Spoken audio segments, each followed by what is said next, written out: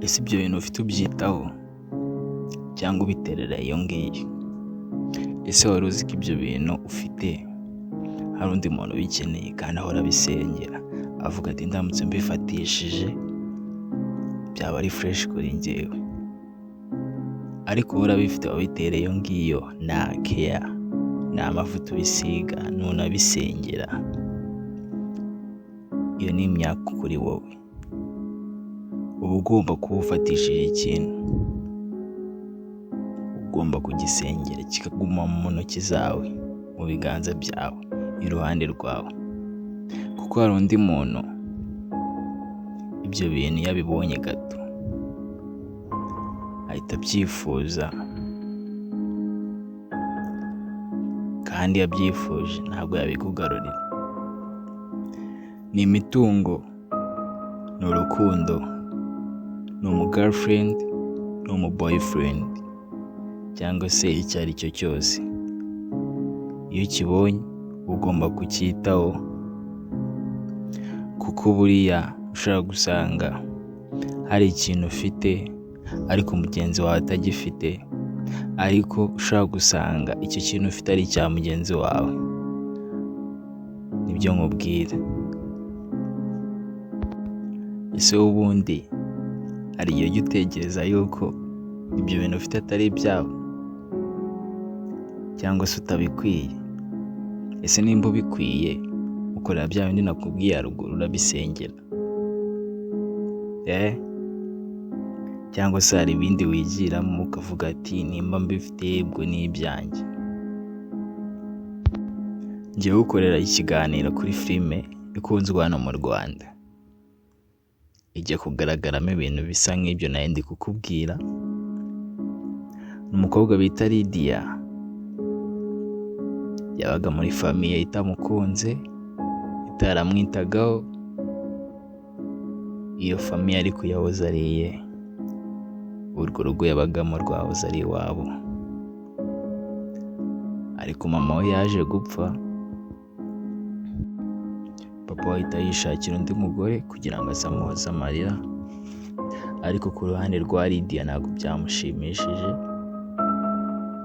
kubera ko uwo mugore yaraje akazajya amufata nabi, aza kubyara umwana amwita Sierra, ndetse n'uwo mwana akazajya amufata nabi. Ntibamufate neza, papa yaba adahari, ndetse bakanamwima ibyo kurya. Bajya no gufata breakfast mu gitondo, ndetse ntayifate bakamusohora hanze. Uwo mukobwa bitaga Sierra yari afite umuhungu bakundanaga, yabaga hanze, bakajya bavugana video call, akanamuheza mama we bakavugana, ariko mama we yakundaga amafaranga cyane, yahoraga asaba amafaranga uwo muhungu ngo amwohereze amafaranga. Nuko nguko biza kugera aho ngaho, wa mukobwa bita Lydia ndetse baza no kumusohora aho ngaho mu nzu, ngo ajya kuba mu nzu y'inkoko. Niko kumurya cyane, biramubabaza cyane. Bari bafite umukozi bitaga Kobi, nawe yari aho ngaho bamubwira nabi, bamufata nabi, ndetse uwo muryango wari mubi cyane ku rundi ruhande. Haba kuri uwo ngo yari mukase, kuko yanamubuzaga kumwita mama we. Lydia yamwitaga mama we. Uwo ngo yararakaraga cyane, ari we mukase, yararakaraga cyane, ndetse akenda no kumukubita. Nubwo yanacishagamo akanamukubita, ntabwo ariko Sierra yari abyishimiye cyane ubwo buzima yari abayemo, n'umukozi yari ari aho ngaho. Nuko umunsi umwe uwo mama Sierra, twakita nkaho ari na mama Lydia, akaba na mukase wiwe, yaje kuzindukira ahantu ari mu gitondo. Agarutse asanga umukobwa we Sierra yicaye ku kabaraza hanze, aramubaza ati se mwana wanjye bimeze bite? Aramubwira ati bimeze neza. Ati se mwafashe icyayi? Ngo ntabwo bari bagitegura. bari bafite umukozi bitaga Kobe, nawe yari umukozi w'aho ngaho. Nuko uwo mugore ahita arakara cyane akimenya yuko umwana we atari yanywa icyayi. Aje abasanze mu gikoni asanga Lydia afite irindazi ndetse ari kunywa n'icyayi. Aba aragifashe kimumennye mu maso ndetse n'aya mandazi arayamurisha yabanje kuyashyira mu mazi. Iyo ni sito ibabaje cyane. Nuko biza gukomeza gutyo, Sierra aba muri ubwo buzima ndetse n'uwo mukozi bitaga Kobe nawe ntibajyaga bamwishyura sometimes, nawe yabayeho nabi. Nuko mwibuke yuko ariko wa mukobwa bita Sierra afite umuhungu bakundana baba hanze muri Amerika. Nuko byaje kugera uwo muhungu yari afitanye na gahunda yuko naramuka aje mu Rwanda azahita akora ubukwe na Sierra. Mama we akishima cyane akavuga ati mfite umudiaspora umereza n'amafaranga ngo azaza atwara umukobwa wanjye naramumuhaye. Nuko biza gukomeza gutyo, wa muhungu aza kuza ava mu mahanga ahantu yaragiye muri Amerika. Yaje bitunguranye, araza asanga Lydia yicaye mu ntebe ndetse n'uwahoze ari twakwita nkaho ari murumuna wiwe bita Sierra. Nuko wa muhungu araza avuye muri Amerika, araza aricara ndetse baraganira cyane, ubona ko ari abantu bari bakumburanye nk'abantu bakundana bari bamaze igihe batabonana bakumburanye cyane byatari. Nuko araza aricara mu ntebe baraganira, mama wiwe nawe araza arishima cyane ngo mbonye umudiaspora. Nuko nguko muri ako kanya ariko yari afite inkweto zisa nabi, yaje afite inkweto zisa nabi. Nuko muri ako kanya bicaye muri salo ahamagara wa mukobwa bitaga Lydia aza atwara ibaga yari abazaniye ngo irimo imyenda, ariko yari imyenda ya Sierra ndetse na mama wiwe. Araza arayiterura aragenda, bagiye kubona babona aragarutse, ariko ntabwo mukase yari amwishimiye gukomeza aca aho ngaho agenda agaruka. Bya biri kumurya mu maso bitewe n'ukuntu hasanzwe na mwanga. Nuko mama wiwe biramurakaza cyane. Wa mwana wita Lydia agaruka afite inkweto mu ntoki kuko yabonye yuko uwo muhungu afite inkweto zanduye. Nuko agaruka afite inkweto mu ntoki ziri open, arazimuhereza ati zari izo nkweto njye kuziguhanagurira. Uwo mukwasi yari yicaye aho ngaho akibyumva aramutuka cyane byatari, amubwira ukuntu ibyo bintu atari ubishinzwe kandi atigeze amutuma yuko yamuzanira inkweto ziri open akambara akajya kumuhanagura inkweto. Nuko uwo muhungu nawe yari yabonye abona ukoze isoni uwo mukobwa bita Lydia ntiyabikora. Nuko nawe aramwubaha akuramo za nkweto arazimuhereza ajya kuzihanagura. Mama we amusanga hanze ari we mukase, aramutuka cyane byatari ndetse kuva icyo gihe ahita anamwirukana mu nzu akajya ajya kurarana n'inkoko hanze ngo ntazongeye kwinjira muri iyo nzu, kandi mu by'ukuri iyo nzu yahoze ari iwabo ndetse ni n'iwabo. Nuko ibyo byose babikora papa we wadahari. Nuko biza kugera aho ngaho wa muhungu abasaba yuko basohokana we na mama wiwe ndetse na Sierra bagasohoka, ariko uwo muhungu ajyana umukobwa bita Lydia mu mutwe, abona umukobwa ufite ikinyabupfura kuko uwo musheri we bitaga Sierra nta kintu yabonye, izo kiya ntabwo yazitanze. Niko akunda kubwiraga ati ese ibintu ufite buriya ni ibyawe, ese ujya wibuka kubisenya, ese ujya ubiha keya ukabisiga amavuta bikamera fresh? Wapi. Rero hari igihe ibyo bintu ufite biba atari ibyawe, hari nyirabyo buri aho ngaho uzi kubyitaho.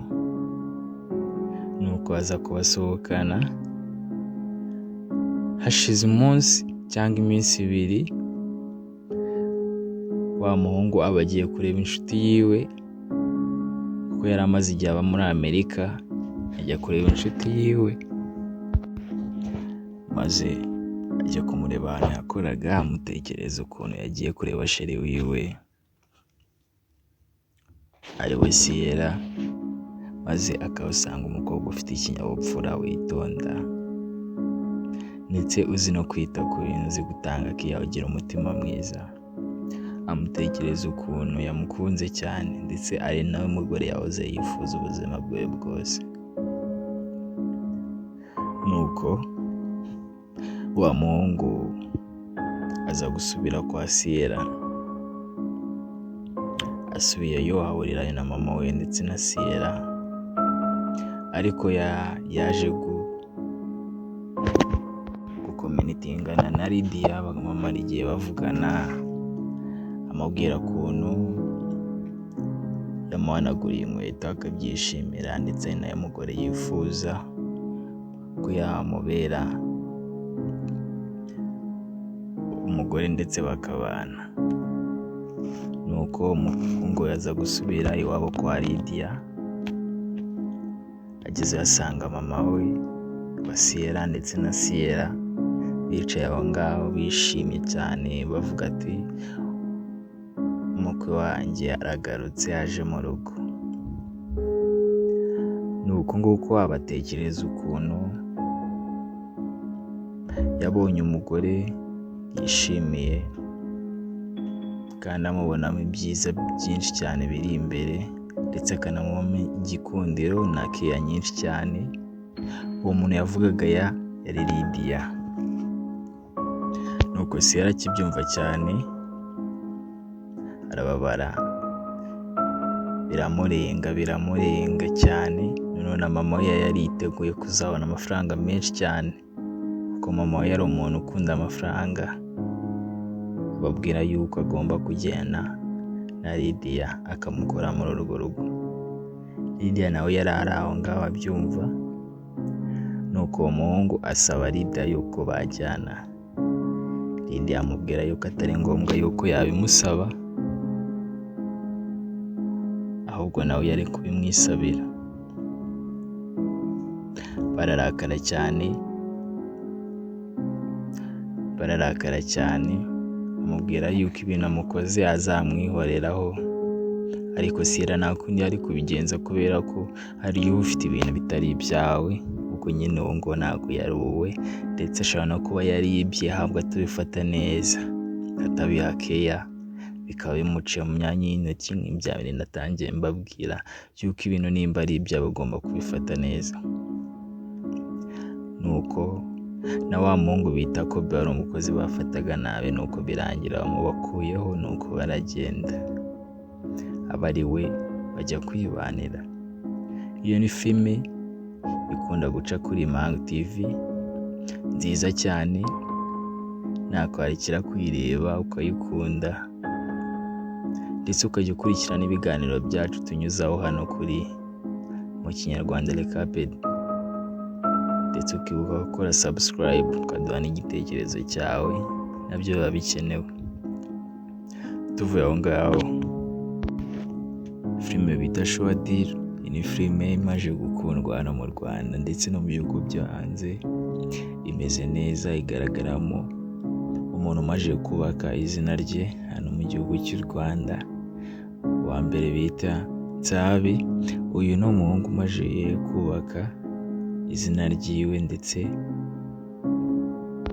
haba mu gukina filime, haba mu gukina komedi, aho hose agerayo. Ni umuhungu wavuye i Musanze aje i Kigali gushakisha imibereho, ndetse afite na tara. Hakazamo n'uwo bita Bamenya. Uyu ni umuhungu nawe umaze kubaka izina ryiwe, Benimana Ramadan, arakunzwe cyane hano. Ndetse iyi ni filime bahuriyemo bose uko ari batatu, ndetse n'uwo bita Niyitegeka Gracian, bazi cyane ku izina nka Seburikoko. Uyu nawe ni umuhungu